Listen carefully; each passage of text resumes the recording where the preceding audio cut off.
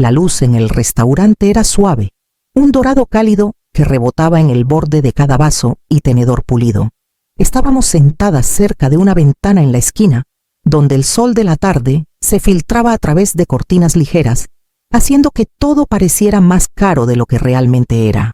Un mesero, con un delantal impecable, acababa de llenar nuestros vasos de agua y recoger las cartas de postres. Era el tipo de lugar al que mi hija llevaba a sus clientes, o en raras ocasiones a su madre. Amalia estaba frente a mí con la espalda recta, la postura estudiada.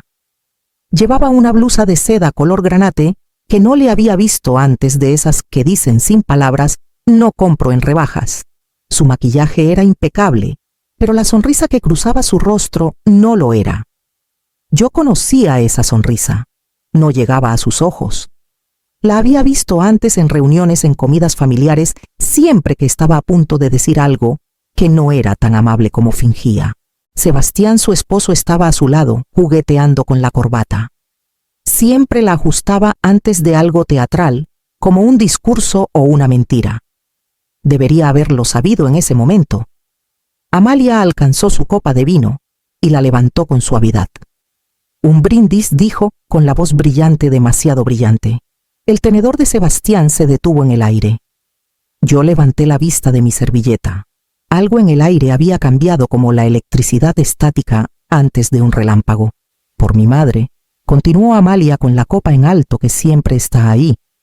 Siempre un fracaso. Por un segundo no estuve segura de haberla oído bien. Luego el silencio cayó sobre nuestra mesa como una cortina que se desploma. En las mesas de alrededor los tenedores tintineaban y las conversaciones seguían ajenas o fingiendo estarlo. Sebastián soltó una risa corta y torpe, de esas que la gente usa cuando cree que debe hacerlo. Mis manos no se movieron. No alcancé mi bebida ni ajusté mi postura. Solo la miré. Ella tomó un sorbo de vino, sus ojos retándome a reaccionar. No lo hice. Todavía no. En cambio, crucé las manos con calma en mi regazo y escuché el pequeño sonido de su copa al volver a la mesa. El momento quedó suspendido entre nosotras, frágil y tenso, como la cuerda de un violín esperando a ser tocada. Entonces alcancé mi propia copa. Sostuve el tallo de mi copa entre dos dedos, la levanté lentamente y encontré la mirada de mi hija. Ella no se inmutó. Yo tampoco. Un brindis, dije, dejando que mi voz cayera suavemente en el silencio que ella había creado. Por la fracasada, que acaba de cancelar la cuenta que pagaba tu hipoteca, tu coche y tus tarjetas de crédito. No parpadeé. Ella tampoco. Un destello cruzó su rostro justo lo suficiente para decirme que no lo esperaba. No aquí. No en público. No de mí. Sebastián se enderezó en su asiento con los labios entreabiertos, buscando la expresión correcta. Vamos, Elvira, dijo con una risa forzada. Era una broma. ¿Sabes cómo es, Amalia? No lo dijo en serio. Desvié la mirada hacia él brevemente, luego volví a mi hija. Dejé la copa con el mismo cuidado con el que la había levantado y saqué el celular de mi bolso. Mis dedos no temblaron. Lo había ensayado. Abrí la aplicación del banco y giré la pantalla hacia ellos. El nombre de la cuenta, el texto en rojo cerrada. Saldo 0.0, sin transacciones pendientes. Amalia se inclinó hacia adelante, sus ojos escaneando la pantalla, como si esperara haber leído mal. ¿Hablas en serio?, susurró. Nunca bromeo con el dinero, dije. Eso parece ser más tu estilo. Ella parecía atónita, pero lo que me sorprendió fue lo rápido que su expresión pasó a la indignación. Ese viejo rictus de desafío volvió a sus labios. ¿Nos cortas el chorro así nomás? Después de todo lo que... Sí, la interrumpí. Exactamente así. Sin aviso, sin discusión. Igual que tú decidiste que yo era blanco fácil para humillarme en público mientras comíamos un postre, su voz bajó una octava. Mamá, este no es el lugar. Tú elegiste el lugar, dije. Y la audiencia. Sebastián puso una mano en su brazo, pero ella la apartó. No puedes hacer esto. Tenemos compromisos, pagos. Tomé un sorbo de vino despacio con intención.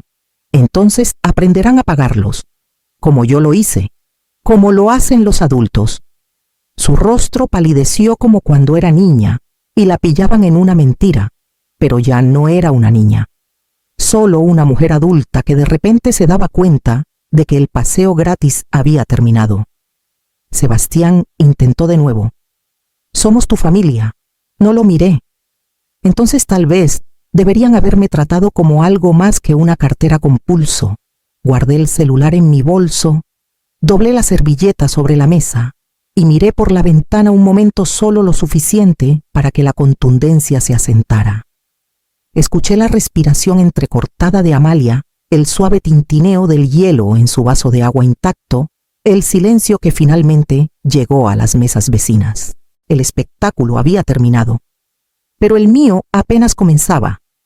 Ella solía aferrarse a mi mano al cruzar la calle.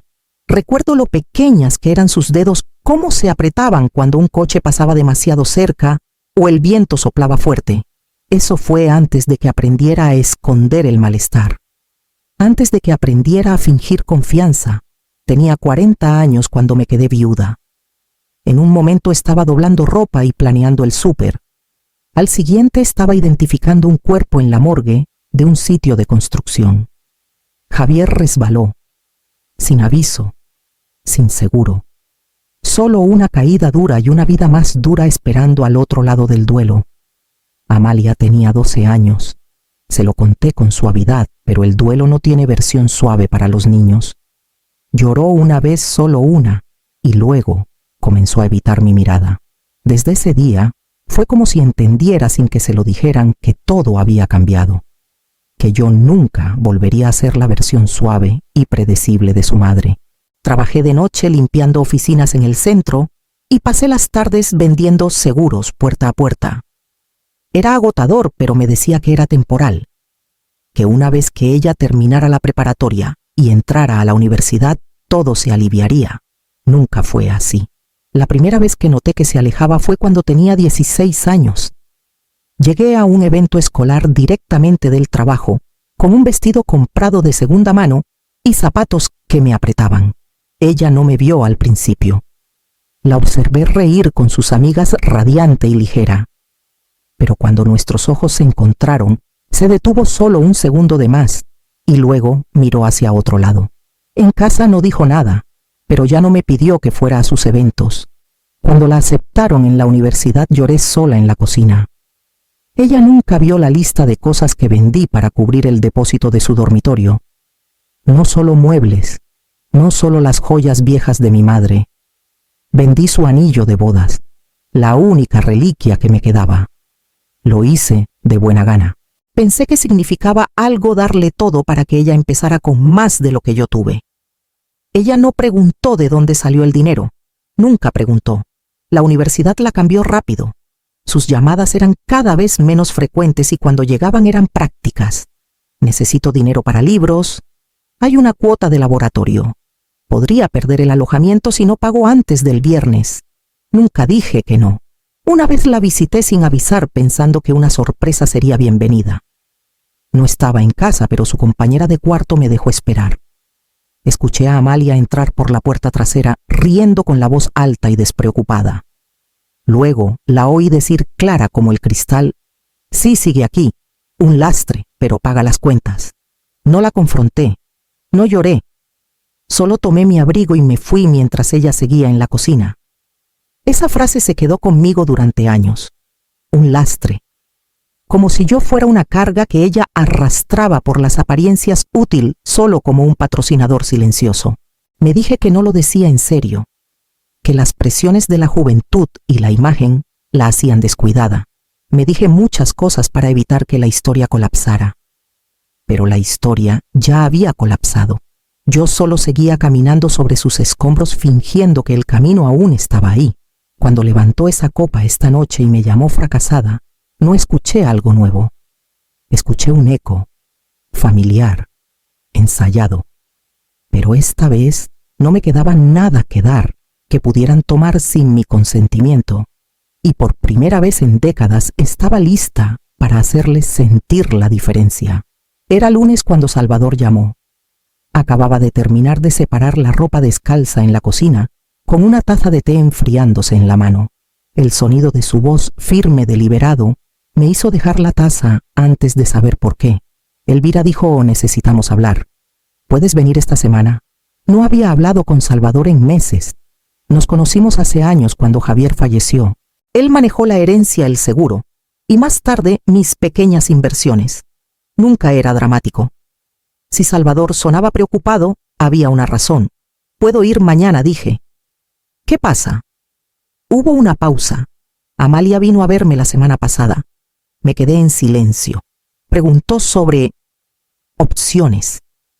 Específicamente sobre transferir propiedades antes de que sea demasiado tarde. Sus palabras, no las mías. Antes de que sea demasiado tarde, pregunté, aunque ya lo sabía.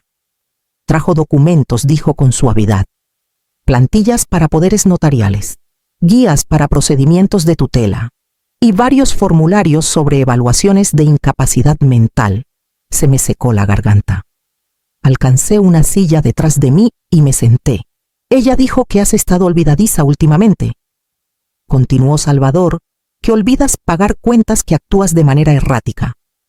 Preguntó si podíamos empezar los preparativos por si acaso. Dijo eso, sí.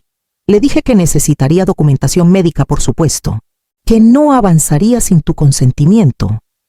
Gracias, murmuré. Dejó una carpeta, agregó. No la he abierto. Quise que la vieras primero. No dije mucho más. Confirmamos la cita. Él ofreció palabras de aliento, de esas que no arreglan nada, pero vienen de alguien que aún te recuerda como una persona completa. Cuando colgué, el silencio en mi casa se sintió diferente, más denso, más pesado. Abrí el gabinete donde guardaba mis papeles, declaraciones de impuestos, escrituras de propiedades, registros de seguros, estados de cuenta. Los saqué uno por uno y los extendí sobre la mesa. Luego hice una lista. Cada cuenta, cada autorización, cada pago mensual que beneficiaba a Amalia y Sebastián. Los marqué uno por uno con un bolígrafo rojo. Para cuando se puso el sol, tenía un archivo listo para el banco, uno para Salvador y uno para mí. No lloré, no me enojé. Solo trabajé metódica, enfocada, como lo hice después de que Javier murió. No era duelo lo que sentía ahora. Era claridad, fría y clara como el cristal. Y una vez que ese tipo de verdad se instala en tu pecho, no deja espacio para esperanzas mal puestas. Amalia no estaba preparándose para mi declive. Se estaba preparando para mi silencio. Y eso era algo que ya no podía permitirme darle. Salvador me recomendó a alguien discreto. Se llamaba Esteban Carr. Vestía chaquetas sencillas, hablaba en un tono mesurado y nunca hacía preguntas que no sirvieran a un propósito. Cuando le conté lo que sospechaba, no se inmutó, solo asintió y dijo: necesitaré una semana. Tomó 5 días. Regresó con fotografías, registros de gastos y transcripciones que hicieron que mis dedos se endurecieran al pasar las páginas. Cenas en restaurantes de lujo, visitas al spa los miércoles por la tarde, recibos de compras en boutiques por bolsos que costaban más que mi pensión mensual. La firma de Sebastián no le había dado un aumento en años, y el trabajo de Amalia, aunque sonaba impresionante en papel, no explicaba su estilo de vida. Esteban incluyó un breve clip de audio. No era dramático, solo un fragmento de un brunch al que habían asistido con amigos. La voz de una mujer preguntó si alguna vez sentían culpa por aceptar tanta ayuda de la familia. La respuesta de Amalia fue ligera, divertida. Mi mamá es el grifo. Lo abres cuando necesitas algo, lo cierras cuando empieza a hacer preguntas. Sebastián añadió: el dinero viejo sigue siendo dinero aunque esté cansado. Reproduje ese clip 3 veces. No por sorpresa. Creo que buscaba algo más, alguna pista de duda, en su voz una grieta en la armadura. Pero no la había. Después de eso, todo se movió rápido. Hice una reservación en el restaurante que ella siempre usaba para celebrar sus logros. Pedí la mesa junto a la ventana, la que tenía espacio para 3. Solicité una noche de viernes con el lugar lleno, pero no ruidoso. Me puse el vestido azul marino que compré hace años para una fiesta de jubilación a la que nunca fui. Todavía me quedaba bien. Planeé los asientos. Yo estaría de cara al salón, de cara a la salida, de cara a los testigos. Sabía que Amalia haría el brindis, siempre lo hacía. Aunque no pagara la cuenta, quería el momento. Sebastián reiría, luego se achicaría cuando la marea cambiara. Siempre seguía su liderazgo hasta que alguien más fuerte aparecía. Ensayé mi frase mientras doblaba ropa, mientras cortaba manzanas, mientras me cepillaba los dientes. Cronometré cuánto tardaría en abrir la app del banco. Memoricé mi discurso. No escribí nada. No buscaba venganza. Buscaba una línea, una limpia. Algo que ella no pudiera retractar, confundir o convertir en otra petición disfrazada de cercanía. Si ella iba a decir lo que ya había pensado durante años, entonces yo diría lo que había preparado en silencio. No necesitaba su disculpa. Necesitaba que despertara. Y eso era lo que planeaba darle servido frío bajo una servilleta de lino con el brillo suave de los candelabros y las luces de la ciudad elevándose detrás de ella. Amalia no habló de inmediato después de que le mostré la app del banco. Parpadeó, luego miró a Sebastián como esperando que él lo resolviera, como si yo fuera una cajera confundida cometiendo un error de facturación. Pero él parecía igual de descolocado. Su compostura se rompió primero. «No puedes hablar en serio», dijo. «¿De verdad cortaste todo?» «Eso es crueldad hacia los mayores». Incliné ligeramente la cabeza. No dije. Lo cruel es usar el amor de alguien como red de seguridad y luego burlarte mientras ellos siguen pagando la cuenta. Los ojos de Amalia se entrecerraron. ¿Crees que vas a hacerme sentir culpable en un restaurante? No estoy aquí para hacerte sentir culpable. Estoy aquí para informarte. Abrí mi bolso de nuevo y saqué una sola hoja de papel. No necesitaba mostrar los originales. Las copias eran suficientes. Los títulos eran visibles. Cierre de cuentas, revocación de poderes, reconocimiento de revisión de testamento. Actualicé todo hace 2 días, dije. Ya no tienes acceso a ninguna cuenta financiera. Tu nombre fue eliminado de todos los pagos automáticos. El departamento, el coche, el seguro, todo cancelado. Y cambié mi testamento. Su mano se acercó al papel, pero se detuvo a medio camino. Dejé todo a una fundación para mujeres mayores de 60 años. Mujeres que dieron todo por sus familias y se quedaron con silencio. Amalia se recostó. Su mandíbula se apretó tanto que escuché el músculo moverse. ¿Lo haces por la audiencia? No. Lo hago porque tú ya tenías una. Los brunches, las historias, las bromas a mi costa. Has estado interpretando tu versión de mí durante años, solo que nunca subí al escenario. Sebastián soltó un suspiro tenso e intentó de nuevo. Estás molesta. Hablemos de esto en privado. Hemos estado en privado durante décadas, dije. Así fue como se sintieron cómodos. La tensión en el lugar cambió. Sutil pero presente. Noté que una mujer en la mesa de al lado observaba. No se entrometía, solo escuchaba. Su expresión era indescifrable, pero su atención fija. Amalia se levantó de repente. Su silla chirrió fuerte contra el suelo. Miró a su alrededor y pareció darse cuenta de que el momento se le había escapado de las manos. Estás haciendo el ridículo, siseó. No, dije con calma. Por primera vez estoy diciendo la verdad donde otros pueden escucharla. Me miró atónita con la boca abierta como buscando un guión que ya no encajaba en la escena. Tomé mi copa y di un último sorbo, luego miré más allá de ella hacia la ventana. Afuera las luces del centro brillaban como velas lejanas, indiferentes y constantes. Considera esto el último cheque que recibirás de mí, dije, colocando la servilleta en la mesa. Y luego pedí la cuenta. El mesero se acercó en silencio, inseguro de la tensión, pero lo suficientemente sabio para no preguntar. Lo miré firme pero suave. Solo la mía, por favor, asintió. Miró brevemente a Amalia y Sebastián, ambos aún congelados en su indignación, y se fue sin decir palabra. Los ojos de Amalia estaban fijos en mí ahora, pero no dijo nada. No me pidió que me quedara, no ofreció una réplica. Tal vez se dio cuenta de que no había nada que decir que no empeorara las cosas. Tal vez aún pensaba que el silencio trasladaría la culpa de nuevo a mí.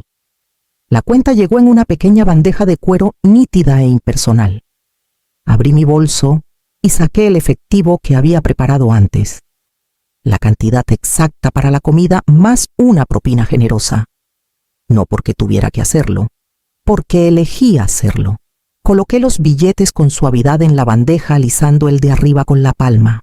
Mi mano se quedó allí un momento vieja, surcada la misma mano que había firmado permisos escolares, garabateado pagos de préstamos, llenado formularios de ayuda financiera y cubierto rentas más veces de las que podía contar. Antes el dinero había sido mi última forma de aferrarme. Ahora era mi forma de soltar. Levanté la vista una última vez, no hacia Amalia, no hacia Sebastián, sino al espacio vacío entre nosotros. El espacio donde debería haber vivido la gratitud, donde una hija podría haber dicho gracias o te veo, o incluso solo lo siento. Pero permaneció en silencio. Me levanté despacio, ajustando mi abrigo con ambas manos, metiendo el bolso bajo el brazo. No dije adiós. No ofrecí advertencias ni bendiciones. Ya había dicho todo lo que valía la pena escuchar. Al pasar por las otras mesas nadie me miró fijamente, pero sentí la onda de consciencia. No era juicio, solo reconocimiento. Una mujer saliendo de algo. Afuera el aire era fresco. Un poco de viento rozó mis mejillas. Inspiré profundamente como quien sale de una habitación demasiado cálida hacia la noche. Por primera vez en años, no caminaba a casa cargando el peso de alguien más. Solo caminaba.